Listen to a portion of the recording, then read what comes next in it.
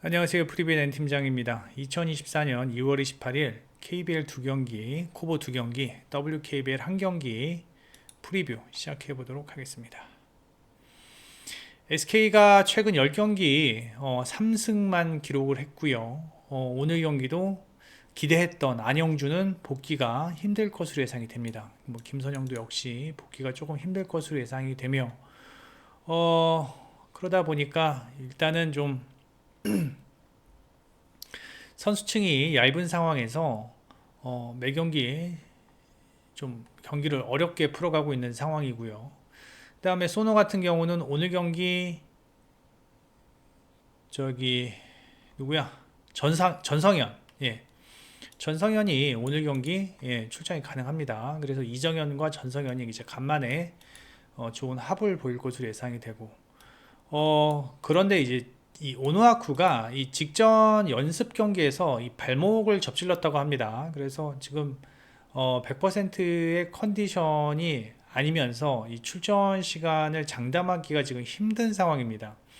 만약에 오누아쿠가 정상적인 폼이 아니라면 이 자밀원이와의 이 프론트 코트 싸움에서 좀 밀릴 것으로 예상이 되는데 SK의 장점이 극대화될 수 있는 상황이고요. 그 다음에 소노는 이 백코트에서의 장점, 이정현과 전성현의 어떤 좀 공격적인 장점을 충분히 살려야 하는데 문제는 최근 5경기 보시면 SK가 78점 실점하고 있습니다. 78점 실점은 그래도 리그에서 상당히 좋은 수비 조직력을 보여주고 있다라는 점을 알 수 있고요. 게다가 이 고양 소노가 이 3점이 안 터지면은 오늘 경기 승리하기는 좀 어렵지 않나. 게다가 이 원정 경기에서 고양 소노의 3점 적중률이 좀 떨어지는 모습이고, 물론 SK도 3점 적중률은 떨어집니다. 하지만 SK는 견고한 수비 조직력, 오재현과 그다음에 뭐 최원혁과 같은 이 백코트에서의 어떠한 수비 조직력이 상당히 좋고요. 그다음에 이 페인트 존 득점을 중심으로 경기를 풀어가는 팀이기 때문에 이 페인트 존 실점이 많은 소노가 상성상 오늘 경기 좀 어렵지 않을까라는 생각이 듭니다. 좀 충분한 뭐 국가대표 선수들을 제외하고는 충분한 휴식이 있었던 만큼 SK가 이 체력적인 문제만 어느 정도 해결이 된다면 오늘 경기는 이 견고한 수비 조직력이 고양 소노한테 잘 먹힐 것으로 예상이 되고, 그렇게 된다면 SK가 오늘 경기 좀 유리하게 경기를 풀어가지 않을까라는 생각이 듭니다. 158.5 조금 기준점이 낮지만 두 팀 모두 3점이 잘 들어가지 않고 그 다음에 프론트 코트 중심의 경기를 풀어갈 것으로 예상이 되고요. 소노 역시 공격도 공격이지만 이 수비 중심으로 경기를 풀어갈 수밖에 없는 상황입니다. 원정 경기에서의 어떤 득점력이 썩 좋지 못한 소노라는 점을 감안한다면 저득점, SK 승, 마인승 저득점 예상을 해봅니다. 그 다음에 모비스와 정관장과의 경기입니다. 오늘 뭐 특이 사항은 모비스 같은 경우는 옥존이 경기에 출장할 수 있고요. 그 다음에 정관장 같은 경우는 배병준이 오늘 경기 부상에서 복귀를 합니다. 배병준이 부상에서 복귀를 하는데 두 팀 모두 백코트 자원들의 가세가 있는 만큼 공격적인 측면에서 어느 정도는 좀 혈이 좀 뚫리지 않을까라는 생각이 듭니다. 특히나 이 정관장은요, 이 용병 싸움에서도 뒤지고 있는 상황, 그리고 이 박지훈이나 최성원, 그리고 배병준 이 세 선수가 오늘 경기의 핵심입니다. 최근 정관장이 연패를 하게 된 가장 큰 이유는 백코트는 물론이고 용병 싸움에서도 쉽게 경기를 풀어가지 못하고 있다라는 상황인데, 특히나 이 카터가 이 처음에 영입됐을 때만큼은 상당히 이제 좋은 활약을 보여주었는데 최근에는 카터가 다른 용병들과 비교해서 경쟁력이 좀 떨어지는 모습이고, 아반도는 여전히 오늘 경기 출장을 하지 못할 것으로 예상이 됩니다. 시간이 좀 걸릴 것으로 예상이 돼요. 그렇게 된다면 박무빈, 옥전, 물론 박무빈, 옥전보다는 그래도 최성원과 박지훈의 백코트가 조금 더 안정적입니다. 하지만 이 결국은 용병 싸움, 프림과 알루마의 모비스가 정관장의 용병들을 압도한다면, 그리고 압도할 것으로 예상이 되고요. 예, 그렇게 된다면 이 프론트 코트에서의 어떤 경쟁력을 잃게 되는 정관장이 오늘 경기도 좀 어렵지 않을까라는 생각이 듭니다. 정관장도 이 좋은 경기력을 보이려면 이 3점 적중력이 좀 올라가야 되는데, 글쎄요, 휴식기 동안 얼마나 3점이 휴식기 동안 얼마나 체력을 세이브하면서 오늘 경기 3점을 보여줄 수 있을지는 모르겠지만, 그래도 충분히 휴식한 상황에서 모비스를 상대로 이 백코트에서의 경쟁력은 어느 정도는 가져갈 것으로 예상이 됩니다.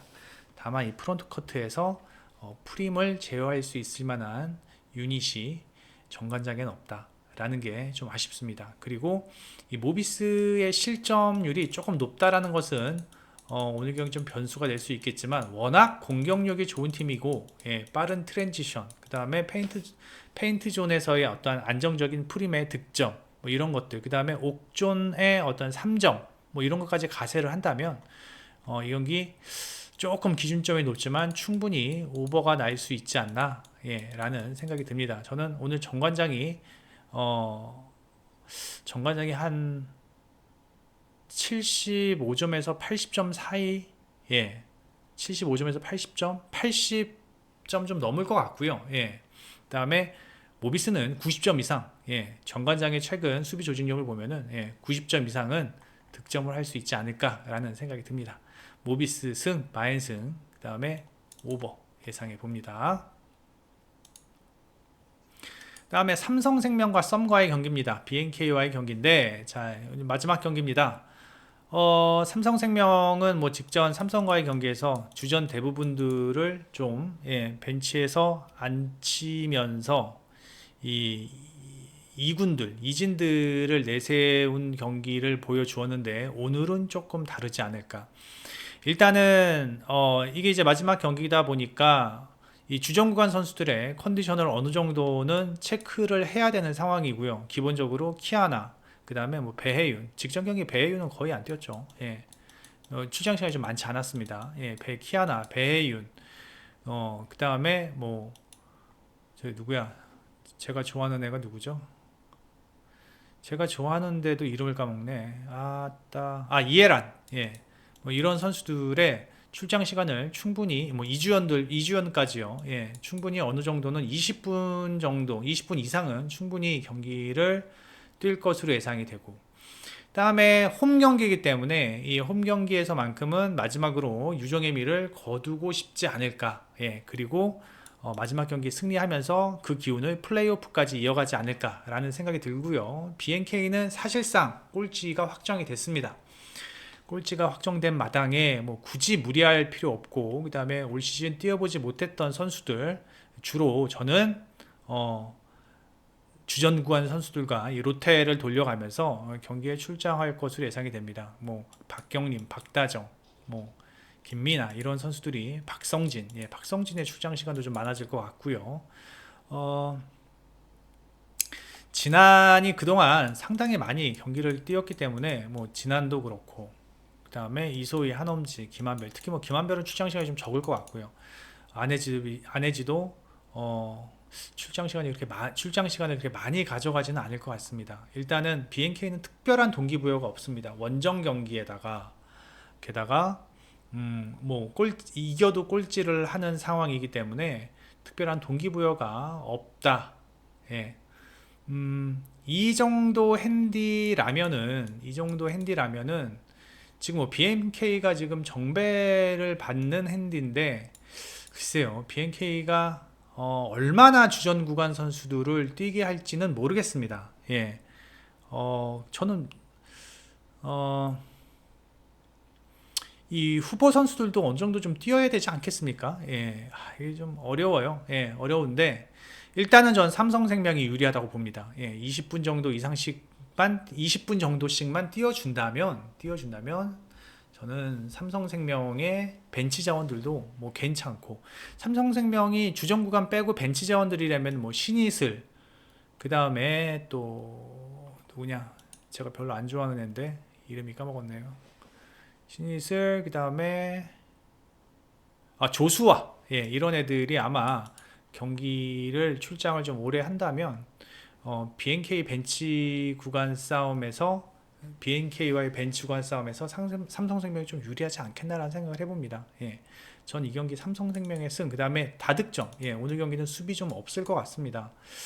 수비가 없는데 이 이진들이 나오면은 약간 득점력이 떨어지는 건 사실이거든요. 예, 그런데 일단은 저는 오버사이드 보는 게 맞지 않나. 예, 저는 일단 1쿼터만큼은 삼성생명이 베스트로 출전하지 않을까라는 생각을 해봅니다. 삼성생명 사이드 오버 예상을 해봅니다. 그 다음에 우리카드와 OK와의 경기인데, 직전 경기 아템이 뭐 5년 전에는 아텀인데 지금은 또 아르템이야. 예.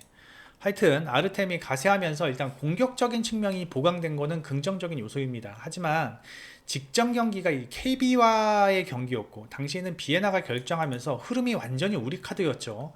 그래서 아르템이 공격적인 부분에서만큼은 겉으로 보기에는 이제 상당히 좋은 공격 결정력, 그 다음에 공격 성공률을 보여주었습니다. 오늘 OK와의 경기에서는 근데 그때만큼의 어떤 아르템의 활약을 기대하기는 조금 무리가 있지 않을까라는 생각이 들고요. 그 다음에 아르템의 리시브가 좀 불안하다라는 점이 변수입니다. 예.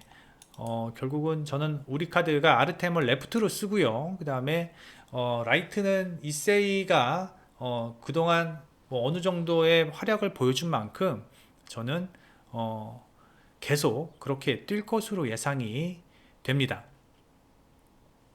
그리고 이 OK와의 경기는 직전 경기 KB전에서 3대0으로 승리하기는 했지만, 이게 OK가 지금 문제가 뭐냐면 일단 차지환과 신호진이 전혀 제 몫을 해주지 못하고 있다는 점입니다. 다만 이제 레오 혼자만 지금 뭐 분전해주고 있는 상황인데, 게다가 이제 그 OK 같은 경우는 중앙 공격도 그렇게 많이 나오는 상황이 아니에요. 예, 그러다 보니까 차지원과 신호진이 이 경기력이 떨어지게 되면은 결국은 우리 카드에게 승리할 수 있는 어떤 요소가 없습니다. 우리 카드와의 경기가 단순히 뭐 지금 뭐 레오 혼자 갖고만은 경기를 풀어갈 수 없는 상황이고, 그리고 뭐 블로킹이나 뭐 서브 뭐 이러한 세부 지표까지도 모두 다 우리 카드가 앞서는 모습입니다. 아르템이 물론 오늘 경기 OK와의 경기에서는 어떻게 보면 진짜 시험대가 오늘 경기라고 생각하는데, 뭐 직전 경기에서 무난한 경기력을 보여줬기 때문에 마테이만큼은 아니지만 기본만 해준다면 일단은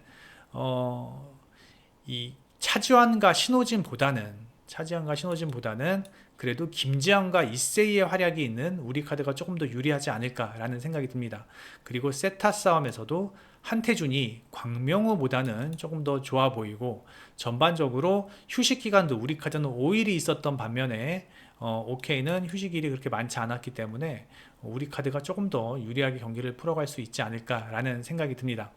다만 우리 카드가 일단 아르템이 전 아직도 썩 그렇게 마테이의 대체 자원으로 뭐 거의 한 80% 정도다라고 보지 못합니다. 저는 한 60%, 60에서 70% 정도밖에 아르템을 쳐주지 못할 것으로 저는 쳐주지 못하기 때문에 이 아르템을 아직은 좀 더 지켜봐야 된다. 오늘이 어쩌면 진짜 시험대가 되지 않을까라는 생각이 들고, 그렇기 때문에 OK가 레오의 분전이 있다면은 분명히 한 세트 정도는 가져갈 것으로 예상이 되면서 다득점 상황에서 저는 우리 카드의 승리를 예상을 합니다.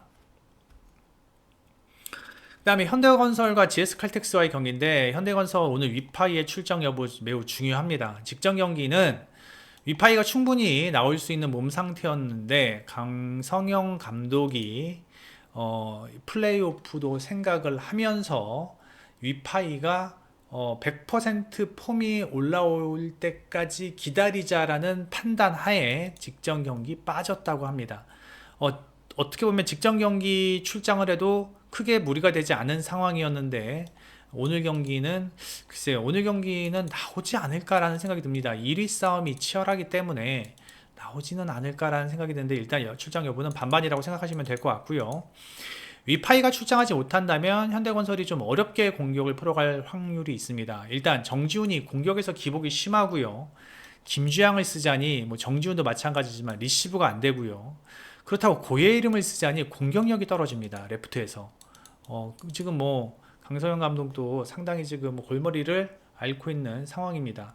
다만 이제 모마와 양효진의 활약은 충분히 좋았고 그 다음에 IBK와의 경기에서도 간신히 승리했는데 오늘 GS 칼텍스도 쉽지 않을 것으로 예상이 되고요. 그 다음에 GX 칼텍스는 사실 GS 칼텍스가 직전 경기 IBK와의 경기에서 승리할 수 있었던 건 일단은 뭐 폼푼의 손가락 부상, 그 다음에 최정민이 완벽한 폼이 아니었고 좀 IBK가 팀이 어수선했죠. 그래서 승리할 수 있었는데 여전히 GS도 이 강소희, 뭐 달인 이 둘이 좀 해줘야 되는데 사실 달인이 현대건설 블록커드를 상대로 직전 경기에 9득점 했는데 오늘 경기도 9득점 뭐 이렇게 기대하기 좀 힘들고요.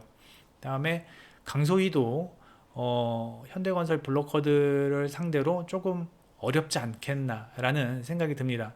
그리고 중앙은 양효진, 이다현이 있는 현대건설이 한수진과 오세현이 있는 GS칼텍스보다 앞서 있습니다.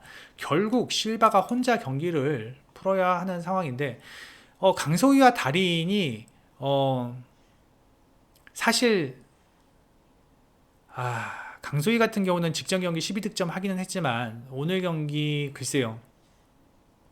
직전 경기도 공격 효율이 썩 좋은 상황은 아니었고 다리는 뭐 블로킹 3개 하고 뭐 9득점 했지만 사실 오늘 현대건설전에서 높이가 높은 현대건설을 상대로 달인이 직전 경기만큼 실력을 보이기는 쉽지 않다라는 생각입니다. 다만 여러분께도 항상 이야기하지만 현대건설 1세트는 매 경기 절구 있습니다. 예. 1세트 내주면서 시작을 하는 현대건설인데 오늘도 뭐 비슷한 상황이 펼쳐질 것으로 예상이 되고 전 이 경기 승패도 승패지만 오버사이드가 좀 더 좋아 보입니다. 위파이가 나와도 오버사이드가 좀 더 좋아 보이고 위파이가 내일 결장을 한다면 이 경기 3촌포로 갈 수도 있습니다. 그러니까 승패를 가시는 분들은 위파이의 출장 여부를 꼭 확인을 해 보셔야 할 것 같고요. 그 다음에 위파이의 출장 여부와 상관없이 전 이 경기 오버가 가장 좋아 보입니다. 자, 이 네이버에서요 프리뷰엔 검색해 주셔서요 회원 가입만 해주시면 이 투데이의 요 빨간 딱지 글들 모두 다 무료로 이용 가능하십니다. 많은 방문 부탁드리고 여러분들도 이 프리뷰 읽으시고 어느 정도 좀 도움을 받으실 수 있을 것으로 예상이 됩니다. 구독과 좋아요 부탁드리고 이따 NBA 경기에서 저녁 시간에 NBA 경기에서 다시 뵙도록 하겠습니다. 여기까지 하겠습니다. 프리뷰엔 N팀장이었습니다. 이따 NBA 시간에 다시 뵙겠습니다.